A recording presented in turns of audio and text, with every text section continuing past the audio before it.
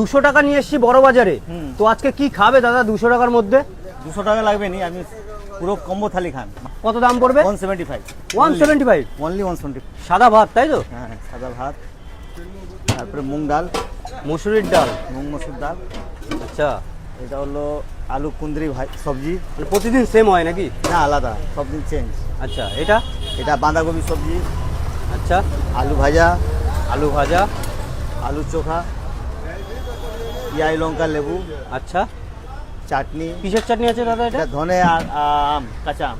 আচ্ছা তারপর হলো আপনার রুই মাছের মাথা, 5 কেজি সাইজের মাথা, রুই মাছের 5 কেজি সাইজের মাথা। ওরে বাপ রে। তারপরে 2 পিস লেগ পিস, গোল পিস চিকেন। চিকেন, তারপরে বাহ। আছে আপনার ডিমের কারি, ডিমের কারি, তারপরে কাতলা মাছের পেটি। ওরে বাপ রে, ক রকমের মাছ দাদা?